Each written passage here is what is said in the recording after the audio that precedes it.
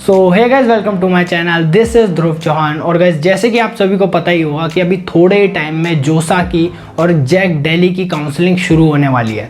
तो इस टाइम पे गाइज, हम में से कई बच्चों को ये डाउट आता है कि भैया मुझे कौन सी ब्रांच लेनी चाहिए, या फिर मुझे ब्रांच को प्रेफरेंस देनी चाहिए, या फिर कॉलेज को प्रेफरेंस देनी चाहिए, या फिर मेरे लिए बेस्ट ब्रांच कौन सी है। तो गाइज, आज की इस वीडियो में मैं आप लोगों के सारे डाउट्स कंप्लीटली क्लियर कर देने वाला हूँ। तो आज की वीडियो में मैं आप लोगों को बताऊंगा, सबसे पहले तो मैं आप लोगों को ओवरव्यू दूंगा सारी ब्रांचेस का कि आप क्या एक्सपेक्ट कर सकते हो किस ब्रांच से, मतलब कि कितनी डिफ़िकल्टी होती है किस ब्रांच में, कितना एवरेज पैकेज होता है किस ब्रांच का।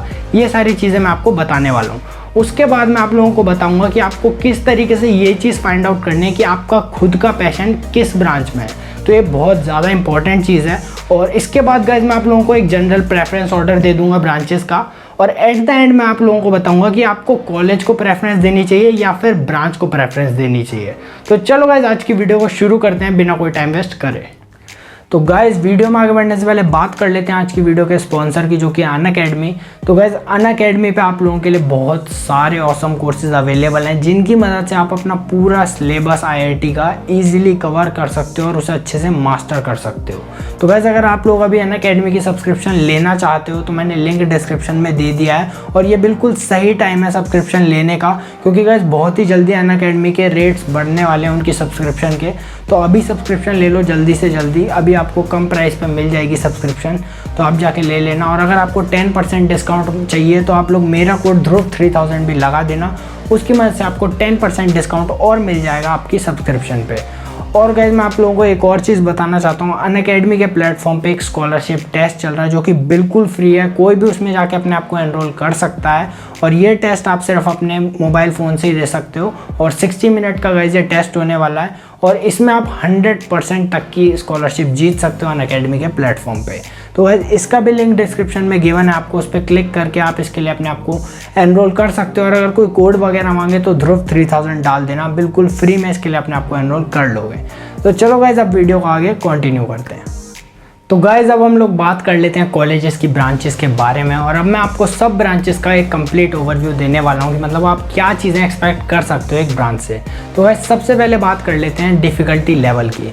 तो गाइज, सबसे पहले मैं आपको बताने वाला हूँ कि सबसे ज़्यादा डिफ़िकल्ट ब्रांच कौन सी है। तो गाइज, जैसे कि आप में से कई लोगों ने शायद सुना भी हो, तो मतलब मेरे हिसाब से, मेरा खुद का पर्सनल ओपिनियन है, सबसे डिफ़िकल्ट ब्रांच है ईसीई और इलेक्ट्रिकल इंजीनियरिंग। गाइज, ये दोनों ब्रांचेस सही में बहुत ज़्यादा डिफ़िकल्ट हैं। इनके जो सब्जेक्ट्स होते हैं मतलब वो इतने ईजी नहीं होते। आप बाकी मतलब ब्रांचेस के सब्जेक्ट से कंपेयर करोगे तो ये काफ़ी ज़्यादा टफ है उनके कंपैरिजन में। तो गाइज, इनको मतलब आप लाइटली नहीं ले सकते हो, इनके सब्जेक्ट्स को एंड टाइम के लिए मत छोड़ना, मतलब इनको आपको पहले से ही थोड़ा थोड़ा करना पड़ेगा। मैं ये चीज़ बिल्कुल नहीं कह रहा हूँ, मतलब मैं आपको डरा नहीं रहा हूँ कि आपको ये ब्रांचेस नहीं लेनी। गाइज, आप ले सकते हो, ऐसी कोई बात नहीं है, बस हाँ ये और ब्रांचेस से थोड़ी टफ है। और गाइज, अगर बात करें मतलब ईजी की, मतलब कौन कौन सी ईजी ब्रांचेस हैं, तो गाइज मेरे हिसाब से कंप्यूटर साइंस, आईटी और आपकी केमिकल इंजीनियरिंग, ये ईजी ब्रांचेस हैं, मतलब इनके सब्जेक्ट ज़्यादा डिफ़िकल्ट नहीं होते। तो गाइज, ये बात तो है, मतलब हर सेमेस्टर में मतलब कोई ना कोई सब्जेक्ट का हर एक ब्रांच का डिफ़िकल्ट होता है, तो मतलब ऐसे नहीं है सारे ईजी हैं, बट हाँ रिलेटिवली और ब्रांचेस से ये थोड़ी ईजी है, तो आपको इसमें ज़्यादा फ्री टाइम मिल जाएगा। तो गाइज, यही है, मतलब डिफ़िकल्टी लेवल में तो आपका ईसी और इलेक्ट्रिकल इंजीनियरिंग, फिर इजी लेवल में आपका सीएस, आईटी और केमिकल, और बाकी सारी ब्रांचेस गाइज मीडियम की कैटेगरी में आती हैं। उनका मतलब ऐसा भी नहीं होता बहुत ज़्यादा टफ, और ऐसा भी नहीं होता कि बहुत ज़्यादा मतलब ईजी है, तो वो मीडियम की कैटेगरी में आ जाती हैं। तो गाइज, अब हम लोग बात कर लेते हैं प्लेसमेंट्स की, क्योंकि ज़्यादातर बच्चों का इंटरेस्ट इसी चीज़ में होता है कि किसकी ज़्यादा प्लेसमेंट जाती है। तो मैं आपको एक पॉइंट क्लियर कर देना चाहता हूँ गाइज, कुछ कॉलेजेस होते हैं एनआईटी टाइप, जिनमें मतलब सीधे या तो सीएस होती है, ज़्यादातर एनआईटी में सीएस, या फिर आपको सीधे उसके बाद ईसी या फिर इलेक्ट्रिकल इंजीनियरिंग, ये 3 ब्रांचेज होती हैं इस ऑर्डर में। कुछ कॉलेजेस होते हैं एनएसआईटी और डीटीयू टाइप, जहाँ आपको यहाँ तो कंप्यूटर साइंस में बहुत ज़्यादा सीट देखने को मिल जाएंगी। जैसे डीटीयू में गाइस शायद मेरे हिसाब से 500 सीट हैं उसके सीओई में अकेले में, और एनएसआईटी में बहुत सारी ब्रांचें हैं कंप्यूटर साइंस की, और फिर आईटी आता है इनमें, फिर इनमें मैक आता है, और फिर इनमें उसके बाद आता है आपका ईसी, और डीटीयू में तो आपका सॉफ्टवेयर इंजीनियरिंग भी आता है। तो इनमें मतलब कंप्यूटर साइंस से रिलेटेड बहुत सारी ब्रांच आ जाती हैं ईसी से पहले ही। तो गाइज, अगर आपको मान लो 2 ऐसे कॉलेजेस में आपको सेम ब्रांच मिल रही है, ऐसे मान लो आपको किसी टॉप की एनआईटी में इलेक्ट्रिकल इंजीनियरिंग मिल रही है, और मान लो आपको डीटीयू में इलेक्ट्रिकल इंजीनियरिंग मिल रही है, तो गाइस मेरे हिसाब से आपको हमेशा प्रेफरेंस उस कॉलेज को देनी है जिसमें आपसे ऊपर कम ब्रांच है, मतलब कंप्यूटर साइंस से रिलेटेड कम ब्रांचेज हैं। जैसे मान लो आपको इस केस में सिर्फ NIT वाले केस में आपको सिर्फ कंप्यूटर साइंस और EC इसके बच्चों के बाद आपको अलाउ कर दिया जाएगा। बट गाइज ये D2 NSIT में आपको मतलब इतने सारी कंप्यूटर साइंस से रिलेटेड ब्रांच है, पहले उनको अलाउ करा जाएगा फिर आपको अलाउ करा जाएगा, तो आपके गाइज चांसेस कम है अलाउ करे जाने के। तो इनमें जो टॉप की NITs होती हैं आपको डेफिनेटली ये देखने को मिलेगा कि इनकी इलेक्ट्रिकल इंजीनियरिंग की भी प्लेसमेंट्स अच्छी होती हैं।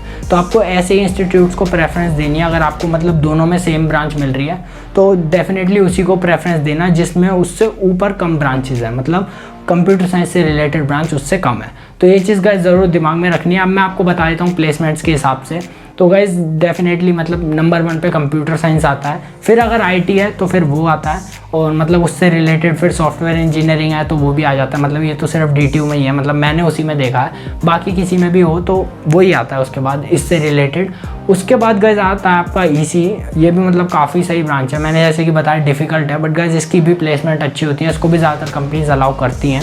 इसके बाद आता है आपका इलेक्ट्रिकल इंजीनियरिंग, इसकी भी मतलब गाइस टॉप की NITs में और NITs में अच्छी होती हैं, D2 में भी अच्छी होती है, मैं ये नहीं कह रहा D2 में इसकी बेकार होती हैं, बट गाइस यही है कि उससे ऊपर ज़्यादा कम वो होती हैं ब्रांचेस, तो इसको मतलब प्रेफरेंस एंड में मिलती है, मतलब काफ़ी बाद में मिलती है, पहले उनको ही प्रेफरेंस मिलती है। CS, IT, सॉफ्टवेयर, मैक और इन सबको पहले प्रेफरेंस मिलती है, इसके बाद इसे प्रेफरेंस मिलती है।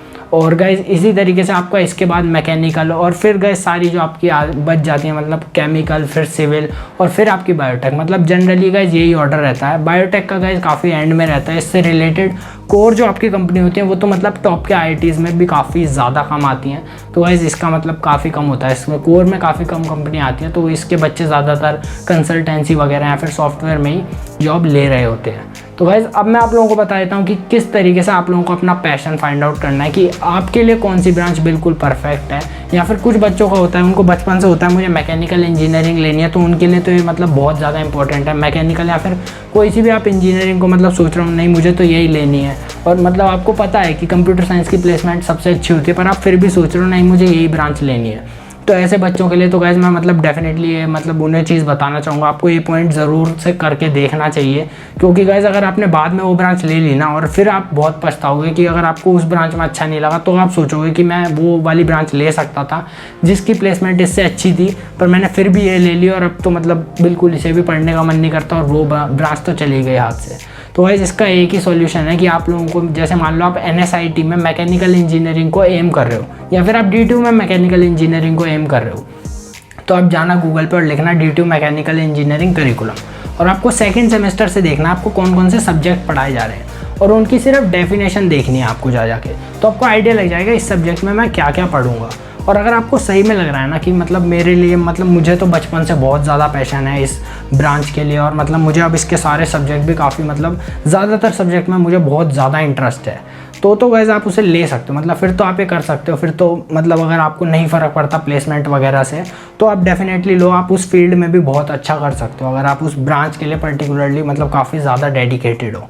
पर अगर आपको ये चीज़ लगती है उसका करिकुलम देख के कि नहीं यार मैंने सोचा था मैकेनिकल में गाड़ियाँ वगैरह बनाएंगे, ये तो थर्मोडायनामिक्स वगैरह ये सारी चीज़ें आ गई, तो मतलब ये मेरे को तो मज़ा नहीं आता ये सब करने में, तो मतलब मेरे लिए ये ब्रांच नहीं है। फिर अगर आपको लग रहा है ना उसके सब्जेक्ट्स पढ़ के कि मतलब इंटरेस्टिंग नहीं है, तो गाइस उस ब्रांच को छोड़ देना, वो आपके लिए सही में नहीं है। मतलब आपको उसका नाम सुन के, क्योंकि यही होता है ज़्यादातर नाम सुन के इंस्पायर हो जाते हैं, तो गाइस यही करना, आपको करिकुलम पूरा अच्छे से देख लेना है किसी भी ब्रांच को ज्वाइन करने से पहले।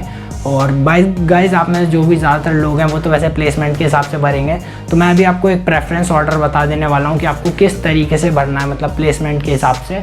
तो चलो गाइस वो भी बताता हूँ। तो सबसे पहले तो गाइस जैसे कि पता ही होगा कंप्यूटर साइंस इंजीनियरिंग, उसके बाद गाइस आपको IT भरनी है, उसके बाद EC, और उसके बाद या तो EC से पहले अगर आपकी मैक है तो वो भर देना मैथमेटिक्स एंड कंप्यूटिंग, या फिर सॉफ्टवेयर इंजीनियरिंग जैसे D2 में है तो वो भर सकते हो। और गाइस EC के बाद इलेक्ट्रिकल इंजीनियरिंग, और इलेक्ट्रिकल के बाद मैकेनिकल के बाद गाइस केमिकल भर देना, फिर सिविल भर देना, फिर बायोटेक भर देना। ये मतलब जनरल ऑर्डर होता है। अब कई कॉलेजेस में गाइस और भी ब्रांचेस होती हैं, तो मतलब ऐसे बहुत ज़्यादा लंबी ये वीडियो हो जाती, तो इसलिए मैंने आपको इसमें तो बेसिक आइडिया दिया है कि मतलब आपको किस में क्या चीज़ें भरनी होती हैं। तो गाइज़ मैं आप लोगों को यही चीज़ कहना चाह रहा था कि अगर आपको टेक में प्लेसमेंट चाहिए तो गाइज़ डेफिनेटली आप कंप्यूटर साइंस को ज़्यादा इंपॉर्टेंस देना, या फिर इससे रिलेटेड ब्रांचेस को ज़्यादा इंपॉर्टेंस देना। बाकी गाइज़ आप कोई और ब्रांच भी ले सकते हो किसी और कॉलेज में, मान लो आपका एम ही है कि नहीं भैया मेरे घर के कॉलेज पास है और मतलब मैं किसी और स्टेट में जाके नहीं पढ़ना चाहता, तो आप डेफिनेटली उसमें वो ब्रांच ले लो। जैसे कि मान लो आपको किसी में सिविल मिल गई, तो गाइस आप उसमें भी अगर आप मेहनत करते हो ना, और इंजीनियरिंग में आपको टाइम मिल जाता है अपने स्किल्स को अपग्रेड करने का, तो आप किसी और मतलब आप कोडिंग वगैरह सीख के आप टेक में भी प्लेसमेंट ईजिली उखाड़ सकते हो। और ऐसा नहीं है कि मतलब इन्हें कोई भी कंपनी अलाउ नहीं करती। कुछ कंपनी होती हैं गाइस जो मतलब देखती हैं कि नहीं ये ब्रांच पे अलाउ करेंगे, लेकिन कई कंपनी ऐसी भी होती हैं जो सब ब्रांचेस को अलाउ कर देती हैं, तो आप उनको भी उखाड़ सकते हो। और गाइस डेफिनेटली आप ऑफ कैंपस तो अच्छा कर ही सकते हो, मतलब वहाँ तो अनलिमिटेड अपॉर्चुनिटीज़ हैं आप लोगों के लिए। तो गाइस डेफिनेटली आप मेहनत करोगे तो आप कुछ भी अचीव कर सकते हो। और आज की ये वीडियो गाइस मतलब बहुत ज़्यादा रिसर्च वगैरह करने के बाद मैंने बनाई है, तो अगर आप लोगों को ये वीडियो अच्छी लगी हो तो इसको लाइक ज़रूर कर देना। चैनल पर अगर गाइस पहली बार आए हो तो सब्सक्राइब कर देना, और कोई भी आपका क्वेश्चन हो तो गाइस कमेंट सेक्शन में पूछ लेना, मैं कोशिश करूँगा आपको जल्दी से जल्दी रिप्लाई कर दूँ। तो चलो गाइस मैं मिलता हूँ आपसे अगली वीडियो में, तब तक के लिए आप लोग मेहनत करते रहो और गाइस फोड़ते रहो।